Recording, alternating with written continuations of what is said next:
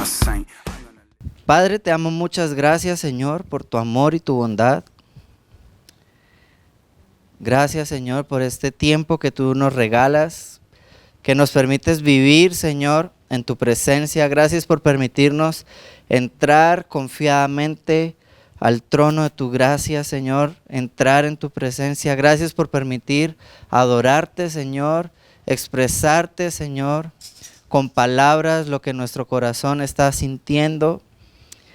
Ahora es el momento, Señor, en el que podemos, Señor, descansar en ti, meditar en tu palabra, escuchar el mensaje que tú tienes para nosotros. Y queremos hacerlo, Señor, con un corazón dispuesto, con un corazón humilde, Señor, que sabe que necesita de ti. Gracias, Señor, en el nombre de Jesús.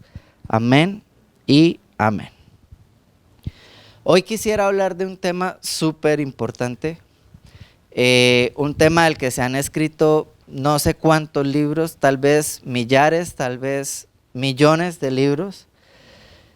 Es un tema que tal vez hemos romantizado mucho, ¿sí? Pero seguramente hoy lo vamos a empezar a ver de alguna manera de pronto que no habíamos visto. Porque todos queremos amar y ser amados. Todos queremos sentirnos importantes para alguien más. Y también que la gente se sienta orgullosa de cómo nosotros los hacemos sentir cuando los amamos. Todos tenemos distintas maneras en las que nos gusta amar y que nos gusta que nos amen. Y en la Biblia vemos cómo entre los discípulos también era así, ¿sí? Y obviamente pues el tema sobre el que quiero hablar esta noche es acerca del amor, pero quisiera ver 4 facetas del amor o 4 características de ese amor de parte de Dios para transformar nuestras vidas y 4 maneras en las que ese amor se manifiesta de parte de Dios hacia nosotros y cómo nosotros deberíamos dejar fluir ese amor para que se manifieste de nosotros hacia las demás personas. Así que hoy quisiera que me acompañaran a leer el capítulo 13 del Evangelio de Juan. Allí en la pantalla va a estar proyectado para que todos lo podamos leer. Quisiera que de verdad nos concentremos y pudiéramos estar todos unidos leyendo el mensaje porque es bastante importante, ¿vale? Dice Juan capítulo 13 en TLA, versículo 1. Faltaba muy poco para que empezara la fiesta de la Pascua, y Jesús sabía que se acercaba el momento en que dejaría este mundo para ir a reunirse con Dios, su Padre. Él siempre había amado a sus seguidores que estaban en el mundo y los amó de la misma manera hasta el fin. Aún antes de empezar la cena, el diablo ya había hecho que Judas, hijo de Simón el Iscariote, se decidiera a traicionar a Jesús. Dios había enviado a Jesús y Jesús lo sabía. Y también sabía que regresaría para estar con Dios, pues Dios era su Padre y le había dado todo el poder. Por eso, mientras estaban cenando, Jesús se levantó de la mesa, se quitó su manto y se ató una toalla a la cintura. Luego echó agua en una palangana y comenzó a enjuagar los pies de sus discípulos y a secárselos con la toalla. Cuando le tocó el turno a Pedro, éste le dijo a Jesús: Señor, no creo que tú debas lavarme los pies. Jesús le respondió: ahora no entiendes lo que estoy haciendo, pero después lo entenderás. Pedro le dijo: nunca dejaré que me laves los pies. Jesús le contestó: si no te lavo los pies, ya no podrás ser mi seguidor. Simón Pedro dijo: Señor, entonces no me laves solamente los pies, sino lávame también las manos y la cabeza. Jesús le dijo: el que está recién bañado está totalmente limpio y no necesita lavarse más que los pies. Y ustedes están limpios, aunque no todos. Jesús ya sabía quién iba a traicionarlo, por eso dijo que no todos estaban limpios. Después de lavarle los pies, Jesús se puso otra vez el manto y volvió a sentarse en la mesa. Les preguntó: ¿entienden ustedes lo que acabo de hacer? Ustedes me llaman maestro y señor y tienen razón, porque soy maestro y señor.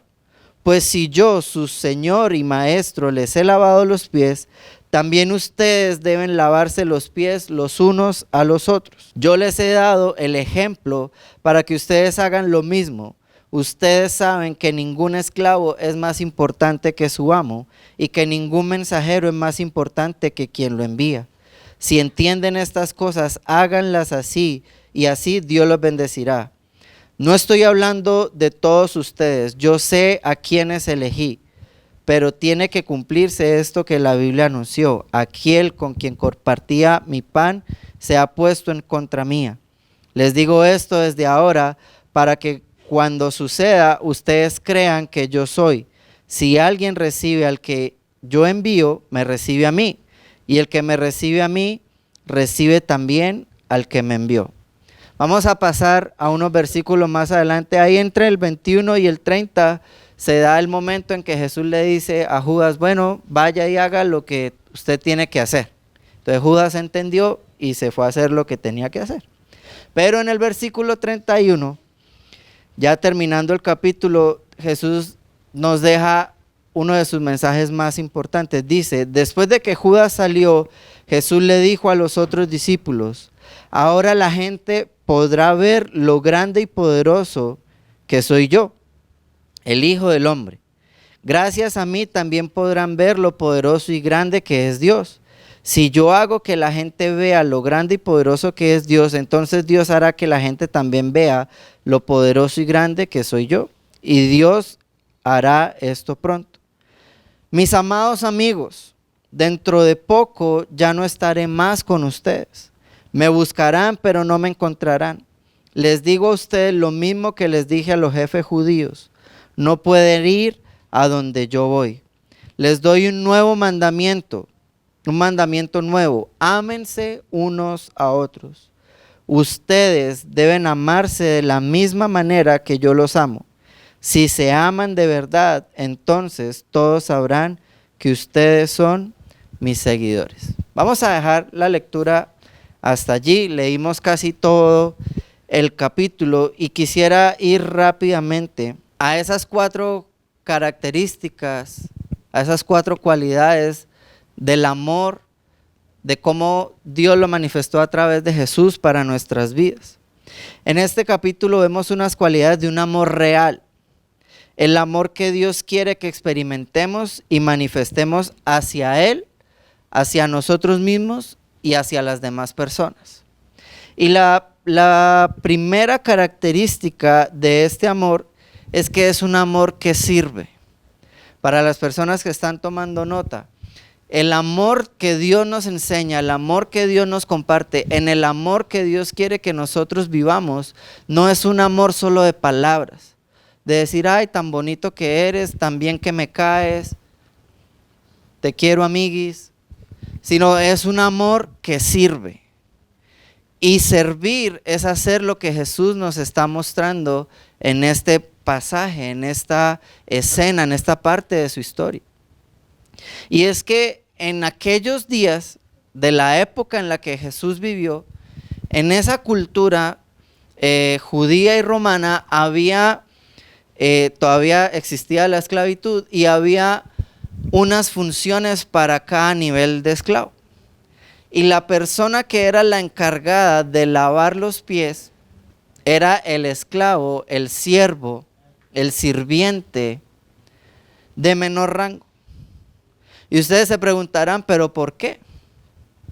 Porque en esa época no habían carreteras pavimentadas, no habían los motos y los carros que conocemos. Entonces la mayoría de la gente se transportaba ¿cómo? Caminando. Y no existían los tenis con cámara de aire que nosotros usamos, los tenis ultralivianos que ahora usamos, sino que todo el mundo andaba en sandalias. Y los carros de la época, el que tenía plata, pues tenía un caballo último modelo. Y el que no tenía, pues un burrito, un asno. Y ellos, en vez de botar gases como los carros, pues botan otras cosas. Y esas cosas iban quedando en la carretera. Entonces, a medida que usted iba caminando, usted sí o sí Se untaba de barro, de tierra, de polvo o de lo que los caballos y los burros botaban. Entonces cuando usted llegaba a su casa, usted llegaba sucio después de haber caminado por la ciudad. Por eso Jesús le dice a Pedro, ustedes ya están limpios en todo el cuerpo, no necesito lavarle la cabeza y lo demás del cuerpo porque usted ya se bañó. Necesito lavarle los pies porque la gente llegaba era sucia de los pies. Y esa tarea, usted imagínese a qué le olían los pies a esas personas. ¿Cómo eran los pies de esas personas? Entonces había alguien que se encargaba de hacer ese trabajo que era, entre comillas, un trabajo sucio. ¿Sí? ¿Y Jesús qué está haciendo? Jesús está rebajando al nivel de un esclavo, al nivel de un siervo. Pero no al siervo 5 estrellas o al siervo consentido de la casa, sino al siervo que tenía uno de los trabajos más difíciles por hacer. Jesús cuando se levanta de la mesa, ¿qué pasa en la mesa? Y me encanta esto, en la mesa todos somos iguales. Cuando Jesús se sienta a la mesa con todos, Jesús está diciendo, yo estoy al mismo nivel de ustedes. Pero cuando Él se levanta de la mesa y Él se quita su manto y se ciñe una toalla alrededor de su cintura, Jesús está bajándose de nivel y está diciendo, ya no estoy a la mesa con ustedes, no estoy a su mismo nivel, ahora me estoy haciendo siervo de ustedes, me estoy haciendo su sirviente, porque el amor de Dios sirve. El amor que Dios nos vino a mostrar y a dejar como ejemplo es un amor servicial, es un amor que hace algo por los demás. Esa es la primera característica. Y si hay algo que representa servicio es una toalla. Usted ve a alguien trabajando esforzadamente y es una persona que tiene una toallita para limpiarse el sudor, para limpiar cosas. O sea, la toalla nos habla de servicio. Y nosotros como hijos de Dios deberíamos ser de las personas que toman la toalla para servir a los demás, para servir a los otros. Por eso en el versículo 4 dice que Jesús se levantó de la mesa, se quitó su manto y se ató una toalla a la cintura. Y comenzó a enjuagar los pies de sus discípulos y a secárselos con la toalla. Ese es un amor que sirve, es un amor que está dispuesto a dar antes que a recibir. La segunda característica de este amor es que es un amor difícil de explicar, porque no es un amor que está romantizado, ¿sí? No es un amor de película de Hollywood, no es un amor de película de Disney, tampoco. Por eso es un amor difícil de explicar. Por eso en el versículo 6 dice, cuando le tocó el turno a Pedro, le dijo a Jesús, Pedro le dice a Jesús, Señor, no creo que tú debas lavarme los pies. Y en el 7 Jesús le responde, ahora no entiendes lo que estoy haciendo, pero después lo entenderás. Yo no sé cuántas veces ustedes tuvieron momentos, normalmente pasa con los papás cuando uno es adolescente y los papás le dicen a uno, después me va a entender por qué yo soy así de cansón con usted. Después me va a entender por qué es que yo le exijo tanto. Después me va a entender por qué es que yo le digo que aprenda a tender la cama, que lave los platos, que aprenda. Y hay cosas en que hay momentos donde uno piensa, qué man tan cansón, qué vieja tan fastidiosa. No lo entiendo. Y Jesús en ese momento le está diciendo a Pedro, Pedro, en este momento no me vas a entender. No hay una explicación fácil para que entiendas esta muestra de amor que estoy haciendo por ti. Y va a haber momentos en nuestra vida donde también tendremos que demostrar el amor de Dios a otras personas y la gente no lo va a entender. Y la gente no va a encontrar una explicación fácil y sencilla. Pero ¿sabes qué te aseguro? que más adelante en el tiempo esa muestra de amor va a tener un significado porque estuvo enmarcada dentro del propósito de Dios para ti y para esas personas a las que tú amaste. Pudo haber sido a través de un acto de servicio, a través de un acto de perdón, a través de un acto de compasión o de un acto de misericordia, y de pronto la gente no te va a entender. Ay, pero usted ¿por qué le regaló su ropa a él? Ay, pero usted ¿por qué le cedió el turno a esa señora si usted no la conoce? Ay, pero usted ¿por qué hizo eso? Usted está loco. Loco no. Está amando de una manera difícil de explicar. Hay momentos en los que no entendemos algunas maneras de amar de parte de Dios, pero sé que con el tiempo toman sentido dentro del propósito de Dios. Son muchas las ocasiones en las que pasamos por situaciones que no entendemos o que por más que les busquemos alguna explicación nos cuestan entender. En esos momentos, lo mejor que podemos hacer, chicos, en esos momentos donde entra la duda, donde entra la confrontación, donde entra el no lo puedo explicar, lo mejor que podemos hacer es confiar en que la voluntad de Dios es buena, es agradable y es perfecta. Todo lo que Dios quiere para ti es bueno, es agradable delante de los ojos de Él. Bueno, agradable y perfecto, encaja en el plan de Dios. Eso fue lo que Dios destinó para ti. Y hay algo más que nosotros deberíamos tener en cuenta en esos momentos. Y es que cualquier cosa que suceda en tu vida, cualquier cosa que Dios permita en tu vida, cualquier cosa que Dios provoque en tu camino, en tu destino, te aseguro, sin temor a equivocarme, que va a estar motivado por el amor de Dios. Dios no quiere dañarte. Dios no quiere herirte.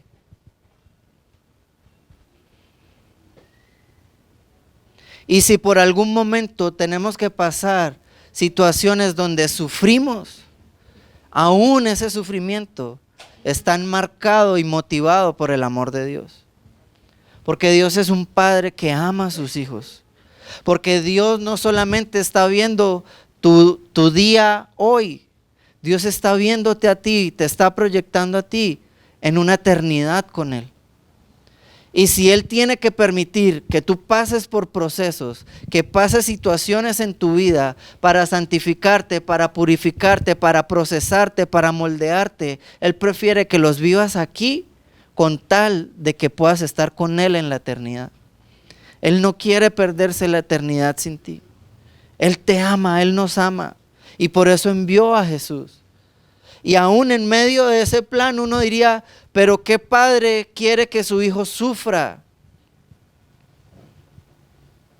El amor le permitió a Dios desprenderse de su hijo unigénito.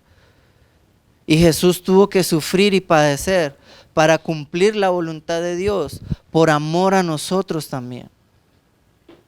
Así que te aseguro que van a haber momentos muy felices en tu vida y van a ser gracias a Dios.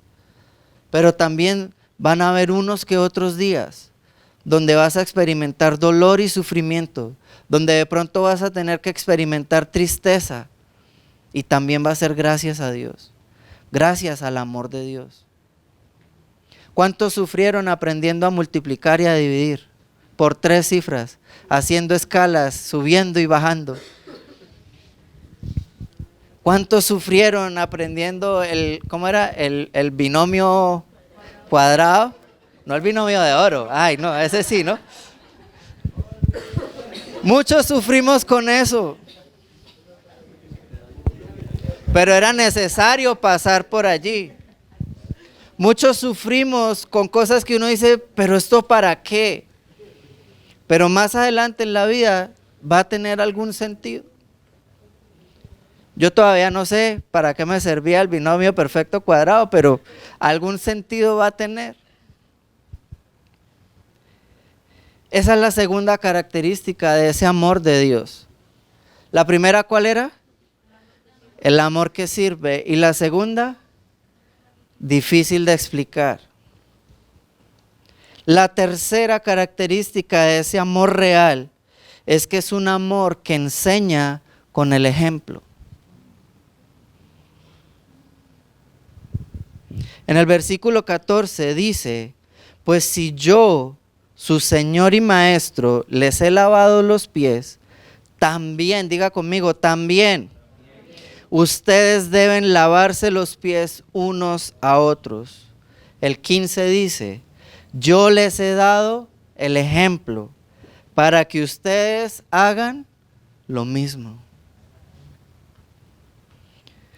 Jesús es un maestro que enseña con el ejemplo. Jesús te amó para que tú ames de la manera en la que Él te amó. Siempre digo esto, pero es que es verdad. Perdónenme los que ya me han escuchado antes, pero es necesario que lo repita hoy. Dios no te va a pedir nada que Él no te haya dado antes. Y se los voy a mostrar. Dios te pide, Jesús te está pidiendo que ames, pero porque Él dice que ya te amó. Jesús te está pidiendo que sirvas, pero porque Él ya sirvió. Jesús te pide que seas santo, porque Él es santo. Jesús te pide que seas generoso, porque Él fue tan generoso que se entregó a Él mismo. Cualquier cosa que Dios te pida que hagas, Él ya la hizo primero. Él ya nos dio el ejemplo. Cuando Él te dice que no seas egoísta, es porque Él fue cero egoísta. Porque como aprendíamos unos sábados atrás, Él se despojó. Él renunció a recibir adoración en el cielo. Él renunció a todas sus comodidades en el cielo y decidió venir a la tierra por amor a cada uno de nosotros y por obediencia al Padre. Jesús vino para salvarnos, pero para lograr su objetivo tenía que pasar por las pruebas que nosotros pasamos día tras día. Yo no sé si tú te has puesto a pensar en esto, pero Él vivió como cualquiera de nosotros. Jesús tuvo hambre, Jesús tuvo sed, Jesús tuvo cansancio. Jesús tuvo mamá que le dijera, párese, báñese, vaya al colegio. Jesús fue tentado en todo como tú y como yo. Jesús tuvo tentaciones de poder. Jesús tuvo tentaciones de hacer las cosas a su manera, de tomar atajos, de desobedecer a Dios y seguir el plan como Él creía que podía ser. Jesús tuvo que someterse y sujetarse a autoridades políticas, religiosas, a sus padres, al Padre Celestial. Por eso Jesús fue ejemplo para nosotros en todo. ¿Y para qué fue ejemplo? Para que lo sigamos, para que lo imitemos, para que nos demos cuenta que solo guiados por el Espíritu Santo es posible vivir una vida conforme a lo que Dios quiere que vivamos. También aprendíamos unos sábados atrás que el mismo Jesús dijo, para los hombres esto es imposible, para nadie es posible salvarse. Nadie puede entrar al cielo por sus propios métodos, por sus propios méritos. Necesitamos una vida guiada por el Espíritu Santo. Necesitamos una vida guiada, rendida delante de Dios. Y Jesús vino a darnos ejemplo de que sí se puede. Sí es posible. Es difícil, sí. Cada uno tenemos unas luchas, cada uno tenemos unos temperamentos, cada uno crecimos con padres diferentes que nos criaron diferente, que nos amaron diferente, que nos trataron diferente. Y todos nosotros podríamos tener excusas para no vivir la vida que Dios quiere que vivamos. Jesús también las tuvo, pero no se aferró a ellas. No dijo, ay, es que pobrecito yo, me tocó nacer en un pesebre, ahí con vacas y burros y ovejas. Yo debí haber nacido en el palacio. Jesús no se aferró a eso. Ay, es que yo nací preciso en un pueblo donde los romanos nos tenían de esclavos, pobrecito yo. Jesús no se aferró a eso, no se excusó con eso. Pero Jesús sí nos dejó ejemplo y nos está diciendo y nos está recordando esta noche que Él quiere que lo imitemos.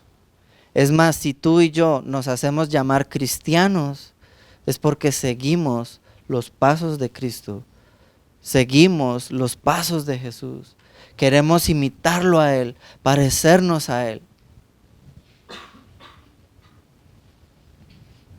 Así que la tercera característica de ese amor de Dios con el que Él nos amó es que es un amor que enseña con el ejemplo. Y nosotros deberíamos amar a las personas también enseñándoles con el ejemplo. No deberíamos exigir amor, deberíamos provocar amor. No deberíamos exigir misericordia, deberíamos provocar misericordia. ¿Cómo? Siendo misericordiosos. No deberíamos esperar que la gente sea generosa. Nosotros deberíamos ser generosos y provocar en ellos esa generosidad.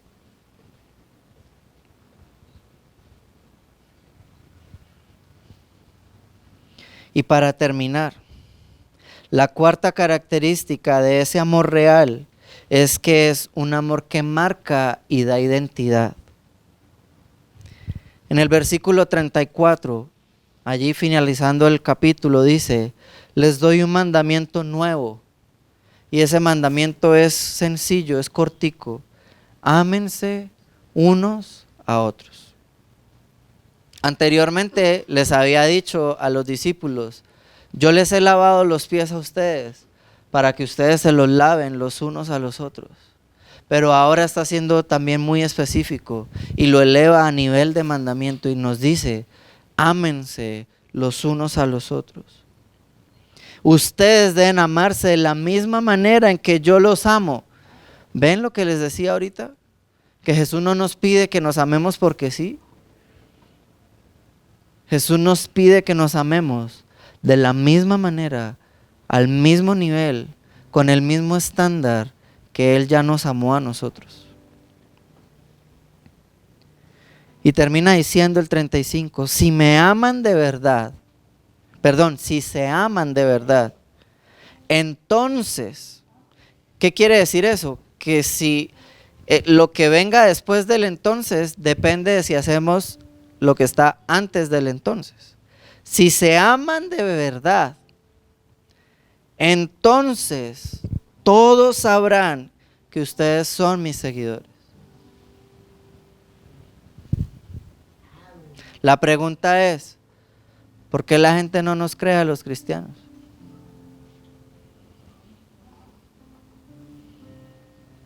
¿Será que nos estamos amando muy por debajo de lo que Jesús nos amó? ¿O será que no nos amamos los unos a los otros? ¿Qué será lo que sucede? Jesús pudo haber dicho que nos conocerían por cómo cantamos. Jesús pudo haber dicho: a ustedes los van a reconocer como cristianos por esas reuniones tan bacanas que ustedes van a hacer. A ustedes los van a reconocer por esa forma de orar tan espectacular que ustedes van a tener. A ustedes los van a reconocer porque es que ustedes van a interpretar la Biblia de una manera asombrosa. Pero no dijo nada de eso. Jesús dijo: a ustedes los van a reconocer como mis seguidores cuando ustedes aprendan a amarse con un amor que sirve, con un amor que es difícil de explicar. A ustedes los van a reconocer como mis seguidores cuando vea a la gente que ustedes les quieren enseñar desde el ejemplo y no simplemente parados en un pedestal de la moral diciendo: yo soy bueno y ustedes son malos y tienen que ser como yo y tienen que creer lo mismo que yo creo y tienen que vivir como yo vivo. Jesús dijo: los van a reconocer como mis seguidores cuando ustedes se amen los unos a los otros. Cuando ustedes sean capaces de lavarse los pies los unos a los otros. ¿Cuántos están dispuestos a lavarle los pies a la persona que tienen al lado? De pronto la de al lado sí, porque vino con usted. Al de atrás, al de adelante, al que no conoce.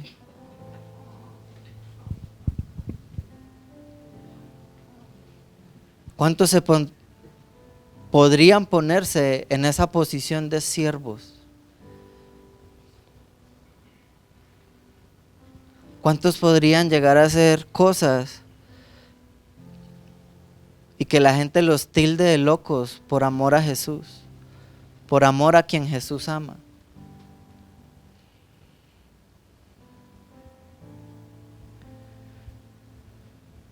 En estos días es muy difícil, es muy complicado que alguien quiera ponerse de ejemplo. Porque el que se ponga seguro le van a dar duro. Lo van a criticar sin piedad. No le van a pasar ni media. Porque el día que alguien se pone de ejemplo y de pronto falla en cualquier otra área, van a decir, pero este no era el que decía, esta no era la que se ponía de ejemplo, este no era el que decía, sean como yo.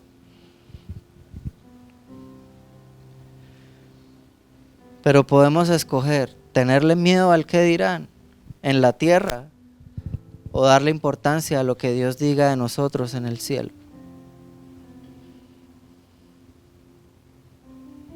Necesitamos amar como Dios nos amó.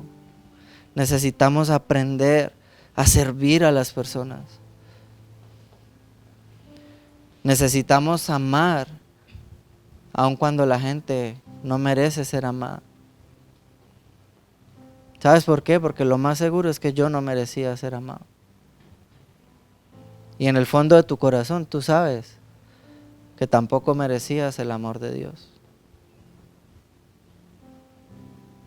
¿Quiénes somos nosotros para negarle el amor de Dios a otros? ¿Quién nos dio el título de jueces? ¿Quién nos dio esa atribución? ¿Quién nos dio ese poder?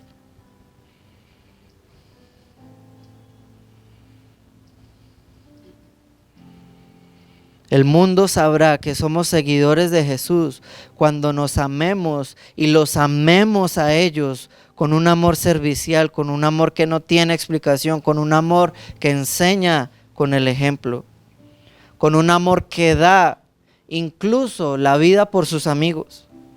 Un amor que corrige, sí, pero también un amor que cuando corrige cubre esas faltas, esos errores, que no exhibe públicamente los errores de los demás para enjuiciarlos, para hacerlos sentir indignos y poca cosa.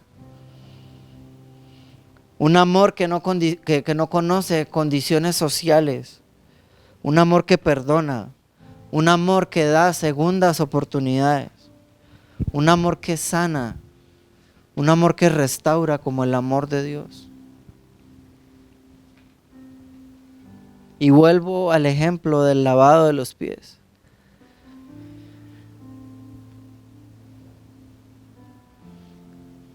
Esos pies sucios, maltratados, malolientes. ¿Ustedes creen que Jesús no haría cualquier cosa por dejarlos bien limpiecitos? Oliendo a rico, sanando heridas, vendándolas, poniendo la curita, echando el aceitico. Nosotros deberíamos hacer lo mismo. Tomar las partes sucias de las personas, tomar sus errores y sus equivocaciones y decirles, esto no te pertenece, esto no te define. Y deja que Dios limpie esto de ti. Porque esto no va contigo, esto no le pertenece a tus pies. Seguro te ensuciaste en el camino, pero Dios puede limpiarte, Dios puede sanarte, Dios puede restaurarte y lo mejor de todo, se muere por hacerlo. Porque así es Él. Por ahí hay un dicho que dice, Dios te ama tal como eres. Pero en medio de ese amor, no va a querer dejarte tal como estás. Él va a querer que seas mejor. Él va a querer que crezcas. Él va a querer que madures. Él va a querer que vayas a nuevos niveles. Sí, puedes llegar con tus errores, con tus equivocaciones, cargando un peso que no te corresponde llevar. Y Él te va a amar así. Pero su mismo amor lo va a motivar a Él a decirte, suelta eso. Vive ligero.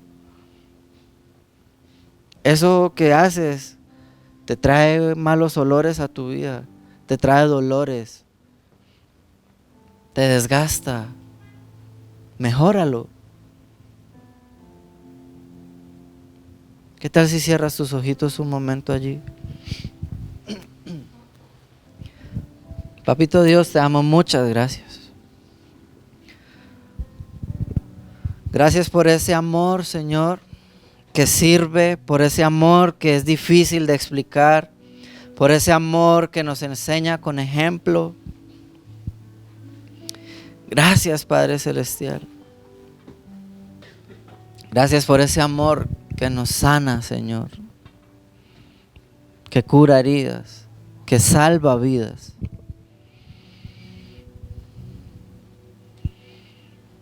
Gracias por amarnos de la manera en que lo haces, en que lo hiciste, Señor. Enséñanos a amar como tú amas. Enséñanos a dar, a perdonar, a pasar por alto la ofensa como tú lo haces, Señor. Para que la gente que nos vea y nos escuche, Señor, pueda creer realmente que te hemos conocido, que hemos experimentado tu amor y que ese mismo amor, esa misma gracia está transformando nuestras vidas, nuestros corazones desde el interior, desde lo más íntimo. Señor, perdónanos porque muchas veces hemos creído que venir a la iglesia y tener una relación contigo se trata de cambiar comportamientos, cuando realmente lo que a ti te interesa es transformar corazones. Y corazones transformados van a tener actitudes diferentes, pensamientos diferentes. Padre Celestial, te pedimos en el nombre de Jesús, una vez más, que derrames tu amor sobre nosotros.